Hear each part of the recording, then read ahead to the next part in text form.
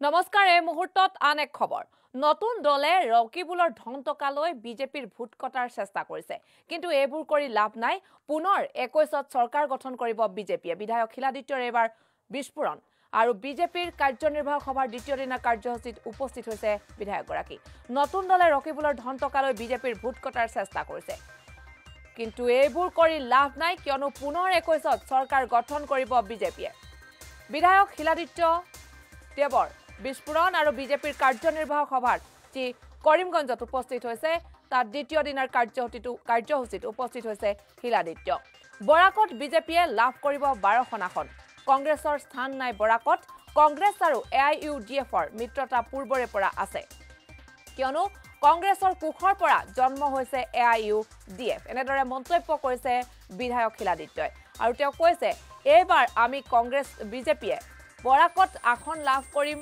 12খন পূৰ্বে 91 চনত যেটো তেওঁলোকে কেইখন আসন লাভ কৰিছিল সেই সন্দৰ্ভত কৈছে এবাৰ 12খন লাভ কৰিব আৰু AIUDF আৰু কংগ্ৰেছৰ মিত্ৰতাৰ সন্দৰ্ভত কৈছে তেওঁলোকে মিত্ৰতা কৰাৰ কোনো কাৰণ নাই কিয়নো মিত্ৰতা তেওঁলোকৰ বৰ্তমান আছে কংগ্ৰেছ আৰু AIUDFৰ মিত্ৰতা পূৰ্বৰে পৰা আছে নতুনকৈ মিত্ৰতা কৰাৰ কোনো প্ৰয়োজন নাই কিয়নো কংগ্ৰেছৰ কুখৰ পৰাই জন্ম হৈছে AIUDF 2006 চনত যেটো AIUDFৰ জন্ম হৈছিল আৰু কংগ্ৰেছৰ কুখৰ পৰা জন্ম হৈছে বুলি তেওঁ মন্তব্য কৰিছে মানুহক দেখুৱাই তেওঁলোকে মিত্ৰতা নকৰে দুইটা দলে মানুহক দেখুৱাই মিত্ৰতা নকৰে বুলি বিধায়কগৰাকীয়ে উল্লেখ কৰিছে কিয়নো উজনিত ভোট কটা যাব পাৰে কংগ্ৰেছৰ বিধায়ক শিলাদিত্য দেৱে এক বিস্ফোৰক মন্তব্য কৰিছে মানুহক দেখুৱাই AIUDF আৰু AIUDF আৰু লগতে কংগ্ৰেছে মিত্ৰতা নেদেখুৱাই কিয়নো এইভাবেই নেদেখুৱাই কিয়নো উজনিত ভোট কটা যাব পাৰে কংগ্ৰেছৰ গতিকে তাৰ বাবে মানুহক দেখুৱাই দুইটা দলে মিত্ৰতাৰ প্ৰসংগ বা মিত্ৰতাৰ কথাটো নেদেখুৱাই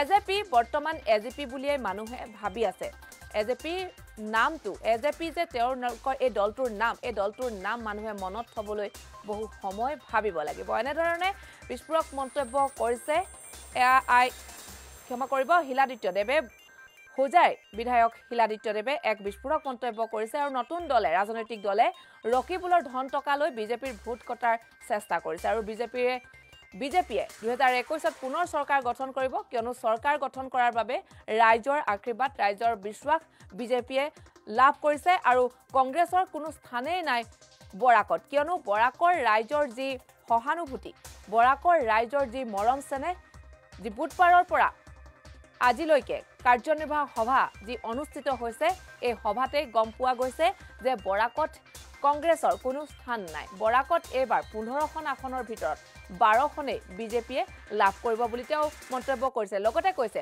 নতুন যি ৰাজনৈতিক দল এই ৰাজনৈতিক দলে ৰকিবুল কংগ্ৰেছৰ যি ৰকিবুল হুছেইন তেওঁৰ পৰা ধন টকালৈ বিজেপিৰ ভোট কটাৰ চেষ্টা কৰিছে বুলি তেওঁ মন্তব্য কৰিছে আৰু পুনৰ 21ত চৰকাৰ গঠন কৰিব কেৱল ভাৰতীয় জনতা পাৰ্টিয়ে এই মন্তব্য কৰিছে এই মুহূৰ্তত মন্তব্যটো কি কৰিছিল আমি সেই মন্তব্যটো পোন প্ৰথমে আপোনালোকলৈ আগবঢ়াইছো 1991ত প্ৰথমবাৰৰ বাবে বৰাক ভেলীত আমি 9টা সিট লাভ কৰিছিলো বিধানসভাত আৰু 2টা পাৰ্লিমেণ্টত প্ৰথম অসমত গুটি অসমত প্ৰথমবাৰৰ বাবে আৰু এই কাৰণে এবাৰ যেটো কাৰ্যনিৰ্বাহী সভা কৰিমগঞ্জত পতা গৈছে প্ৰথমবাৰ ইয়াতে এক্সিকিউটিভ বডি মিটিং হৈ আছে আৰু মই ইয়াত লাষ্ট 2 দিনত যেটো গম পালো যে ইয়াতে এটা ডাঙৰ আপোনাৰ তুফান ক্ৰিয়েট এটা হৈছে ফৰ 21 ইলেকশ্যন আৰু কৰিমগঞ্জ বিশেষকৈ কৰিমগঞ্জ জিলাত টোটেল কেইটা ইয়াতে বৰাকতটো 15টা সিট আছে 15টা সিটত এনেকুৱা এটা আভাস পোৱা গৈছে যে আমি 12টা সিট ইয়াৰ পৰা জয়লাভ কৰিম আগতে যেনেকৈ আমি 9টা জিকিছিলোঁ 1991ত এবাৰ 12টা মিনিমাম আমি সিট জয়লাভ কৰিম ইয়াত আৰু কৰিমগঞ্জ চহৰত আহি পেলাই এনেকুৱা লাগিছে যে ইতিমধ্যে আমিতো কৰিমগঞ্জৰ গোটেই ৰাইজৰ মন জয় কৰিছোঁ ইয়াতে কংগ্ৰেছৰ কোনো স্থান নাই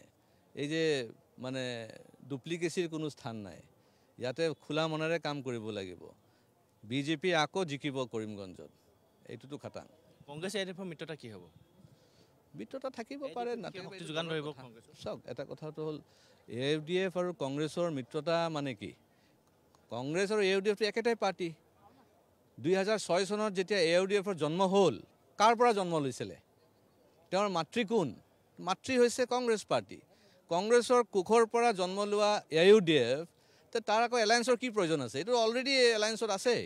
দিল্লীতো আমি দেখা পাইছিলোঁ UPA চৰকাৰত, ইয়াতেও আমি দেখা পাইছোঁ লোকসভা ইলেকশ্যনত। প্ৰত্যেকটা ইলেকশ্যনতে তেওঁলোকৰ এটা আণ্ডাৰষ্টেণ্ডিং থাকে, খালি নামত তেওঁলোকে এলায়েন্স মানে নেদেখায়, কাৰণ তেওঁলোকে ভাবে যে আপাৰ আসামত কংগ্ৰেছৰ মানে গোটেই ৰাইজ তেওঁলোকৰ পৰা ওলাই যাব বুলি। সেইকাৰণে এইবিলাক নাটক আৰু নচলে আৰু। এইটোতো খাটাং যে কংগ্ৰেছ AUDF মানে একেটাই পাৰ্টি। আঞ্চলিক যি ৰাজনৈতিক দল কালি জাতীয় পৰিষদৰ সভাপতি লুৰিণজ্যোতি গগৈ গুৱাহাটীত এক বিশাল সমাৱেশ কৰিছে। তেওঁলোকে আঞ্চলিক ৰাজনৈতিক দল প্ৰত্যাহ্বান স্বৰূপ হ'ব নেকি? কোনো ইম্পেক্ট নহয়, কাৰণ এটা কথা মনত ৰাখিব, 1985ত যেতিয়া AGPৰ জন্ম হৈছিল তেতিয়া 855জন শ্বহীদৰ ওপৰত তেওঁলোকৰ পাৰ্টি জন্ম লৈছিলে। তাৰপিছতো তেওঁলোকে 2/3 মেজৰিটি লৈ পেলাই কিন্তু চৰকাৰ বনাব পৰা নাছিলে। ইমান বৃহত্তৰ এটা আন্দোলনৰ পিছতো AGP 2/3 মেজৰিটি লৈ চৰকাৰ গঢ়িব নোৱাৰিলে। এতিয়া আকৌ সেই কি আছিলে এইটো পাৰ্টিটো?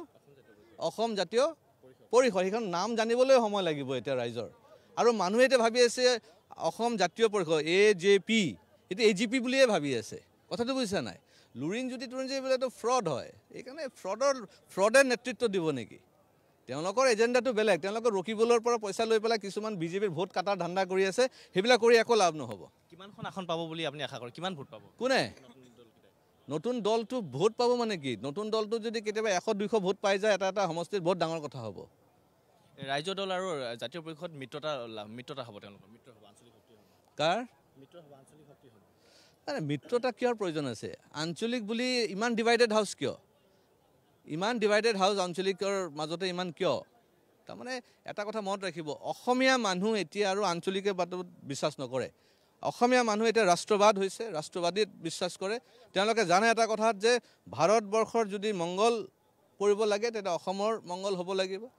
অসম মানে ভাৰতবৰ্ষ, ভাৰতবৰ্ষ মানে অসম, সেইখিনি অসমীয়া মানুহ বুজি পায়। সেইকাৰণে লুৰিণজ্যোতিয়ে হওক আৰু কোনোবা ভূঞাই হওক বা আমাৰ এই কিবা মহন্ত আছিলে তেওঁলোকে হওক, এওঁলোকে নোৱাৰিব। এতিয়া গোটেই অসমীয়া ৰাইজ BJPৰ লগত আছে, ৰাষ্ট্ৰবাদী চিন্তাধাৰাৰ লগত আছে। মই শেষৰটো প্ৰশ্ন, উজনি অসমত আপোনালোকৰ চিট কমিব বুলি আপোনালোকে বৰাক ভেলীত বেছি গুৰুত্ব দিছে নেকি? এনেকুৱা নহয়, আমি প্ৰত্যেকটা সমষ্টিত গুৰুত্ব দিওঁ।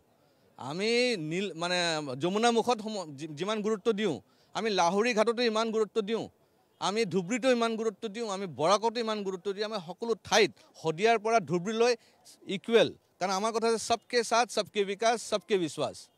কথাটো বুজিছে নাই?